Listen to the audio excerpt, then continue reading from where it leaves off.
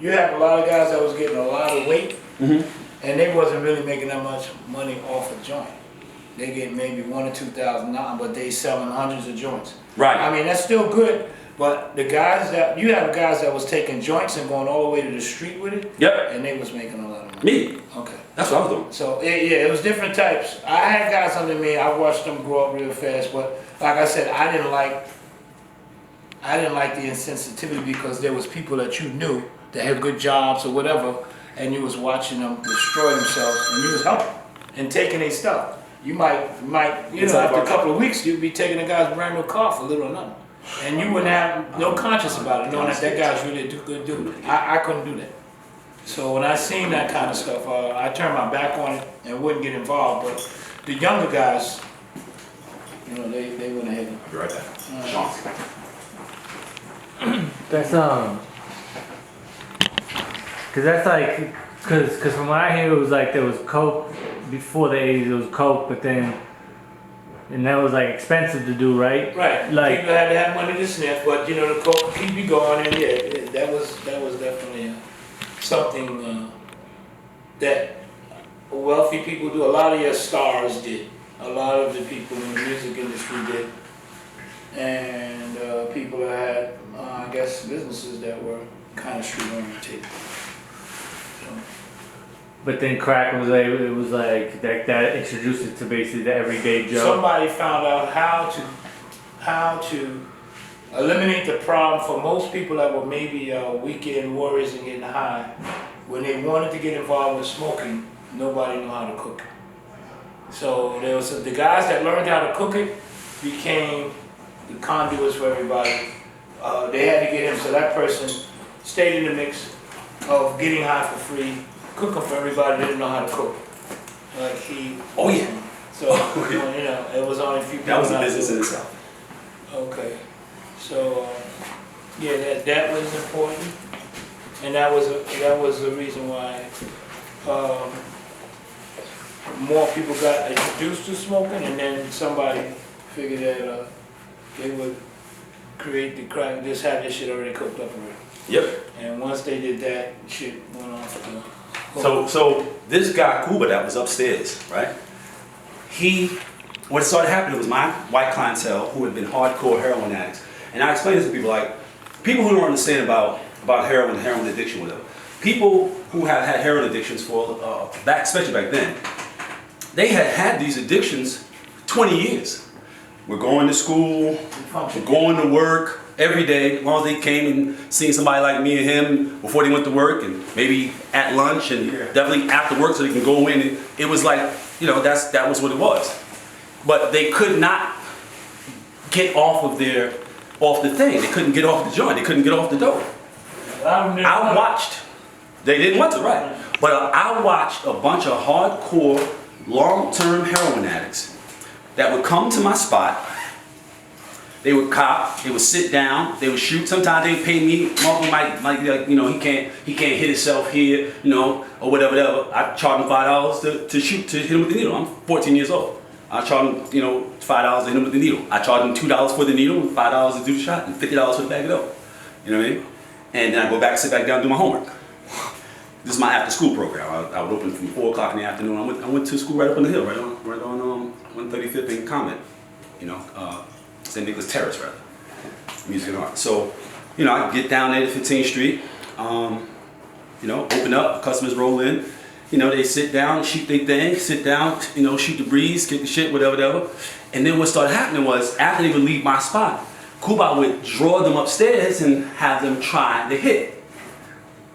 And after a while, they stopped stopping at my door and going upstairs. People had been shooting dope for 20 years. And they started going upstairs and smoking. I'm trying to tell my OGs, look, there is something happening. You understand? There's something happening. But their dynamic, in their paradigm, it was like, dope has been around since forever. And because of the nature of that addiction, there was no way that anything was ever going to come and circumvent that. But they were not chemistry majors. You know what I mean? They did not understand the progression of product. You know, they didn't understand the evolution of clientele. They didn't couldn't have anticipate marketing degree. They couldn't something anticipate coming it. along that they never seen Yes, before. that's right. That's right. Just like the the Indians when Columbus showed up, and they couldn't see the damn ships, because they had never seen ships of that size before. All they saw was ripples in the water. Like what? I saw the ripples in the water. I was like, yo, something's out there. Something's out there, and I'm going, and every time I go pick up my thing, I'm like, where's the Coke? They're like, oh yeah, it'll be in the next one. It'll be in the next one. After I said, you know what? I'm gonna get my own fucking Coke. And I just went and got my own Coke. Now, I had already been selling Coke in clubs, since I was like 13 years old. Or on the block or whatever they're selling. They were selling 25s and 50s in there. Remember pyramid paper? Pyramid paper? The little square, plastic coated white paper. We used to fold it, put the Coke inside and fold it up inside it, fold it into itself. So I had 20s, 25s and 50s of that. Or 50s and 100s actually. Half grams and grams. And when my family put me in the shooting gallery, I stopped. I was getting it from my best friend's mom, who was getting it from a Colombian dude that wanted to marry her. He just had mad Coke. He just give her. First we was just partying, sniffing, and kicking, whatever. After a while, niggas started giving like eighths and shit. He's like, we can't sniff this shit. She's like, yo, might as well go sell it. And that's how I made my foray into the game, independent of my family, which was an inevitability, right? And I saw the Coke thing coming. I saw it. And then once it started to happen, by 84, 85, I started seeing people who had nothing to do with the thing, nothing to do with the streets at all. They was just on a kick and go. They were just playing basketball and doing kid shit. And now they standing out there with their hat turned backwards, posted up, head on a swivel. And I'm like, yo, what you doing? Oh, I'm getting money. I'm getting money like you, Cavario. I'm like, no, the fuck you not. Well, why? Because you don't belong here. Oh, I live out here too. I was born and raised here too. I said, yeah, you was born and raised to a working mother and a working father. Living a working person's life, going to school, going to church. This is not a fucking free-for-all. You're not going to be able to contend with people like me. Trust me, you're not going to be able to do it. And back then, initially, it was relatively few, so you could go, yo, get your ass up out of here. Get your ass up out of here. Yo, get your ass up out of here. After a while, I was like, get your ass up out of here. It was like whack-a-mole. It's like, God, what you doing here? God. After a while, it just became unmanageable, and they just popping up all over the fucking place. Totally destroyed the fabric of the fucking thing. Totally destroyed the opportunity, such as it was. Destroyed the opportunity that situation was, which was what we had, right? As a community, struggling, suffering, underserved, we didn't have nothing else to come up. We didn't have shit else. There could be so many of us that was going to go to the NBA, the NFL. There's so many of us that's going to make it as singers. Rap didn't exist. That's still a situation. Right. Yeah. But a lot more people, because of all the advent of so many other things, people are able to create income and income opportunities, independent of a machine, But that is a relatively recent advent, But what's up, y'all? This is Cavario, aka Bob the Hustler, in the building for American Dope. Shout out to my man Al Prophet. All right, take it over the game, whether you like it or not. We here. So, I want to start with introductions, and I'm gonna go in reverse order. Reverse order meaning I'm gonna start from the newest and go back to the oldest. I have two certified gentlemen. I have a thing where I tell people, like I've explained on previous videos, my system of self-teaching has been that I take the lessons that have been afforded me and I put them into these condensed quotes that when I find myself, and I didn't just start doing this. I was doing this, during my adolescence. I was doing this at 10 and 11 years old because of the kind of information and individuals I was being exposed to. And so much information was coming at me so quickly between what I was being told and what I was being shown and what I was being given, privilege to experience, that I had to figure out a way to retain as much as I possibly could. So I started to develop this system where I would take a lesson and I would condense it into a few words, so that when I found myself in a situation where it may apply or I could prevail upon a certain bit of information, I would just think about a quote, and that quote would essentially download that whole lesson and bring it back to the forefront of my mind, and it enabled me to do what was best for me in that situation, whatever it may have been.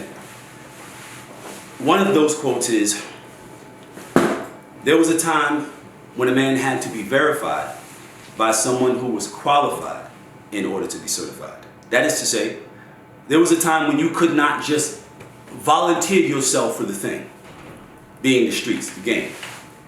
You couldn't just say, oh, rather than go and get a job like my mother and father, I want to do what the cooler kids who I look up to are doing. Let me go and take this summer job check and go see this Jerry Curlhead, sockless, hard-bottom shoe-wearing cat up on 160th Street and cop a half ounce from him. And my uncle, who used to be an anesthesiologist, he's been out on workers' comp for the last 6 months, 7 months, because he got hooked up with some young-ass girl who introduced him to smoking. And that's all he wants to do now. So he has a bunch of friends who are also gainfully employed, and they sit around on weekends when they get their checks and play cards and smoke crack. And so he's gonna cook it for me, and then I'll sit there and I'll sell it, and I'll just run back up the hill and see Pablito, and he'll give me more. And then instant fucking drug dealer. And there are no prerequisites. There are no systems of filter, to go through to make sure that I'm proper for this lifestyle and all that entails, because obviously it entails a great deal more than making some money, right? The money is the reward you receive for playing the game correctly. It's not just you do it for the money, right? So these two gentlemen, they did what they needed to do to improve their situations, and they dealt with whatever came along with that choice. Yeah, I just wanted. Needed to do to improve their situations, and they dealt with whatever came along with that choice. Yeah, I just wanted. I just want to live life. Got no time in my mind to think about struggle. People talking, can't hear them like they mouth on muffle. Have you trapped in your feelings like you living in a bubble? Going up, never down, mentality scream hustle. I'm a king, you a peasant. Killing, I'm electric. I be Yo, you don't hear calling you, man? What? What you want? What's going on with you, man? Man, I'm sick of this shit. What are you sick of? I want to learn the game. Teach me the game, Cavario. Uncle Cavario, nigga, show some fucking respect. Well, show me the game, Uncle Cavario. Like, you don't want to know this game, man. There's nothing but winners and losers out here. There's no in between. Man, you look like you winning than me. I'm out, man. About to miss my train.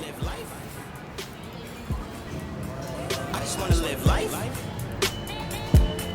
Yeah. I just want to live life. I just want to live life. I just want to live life.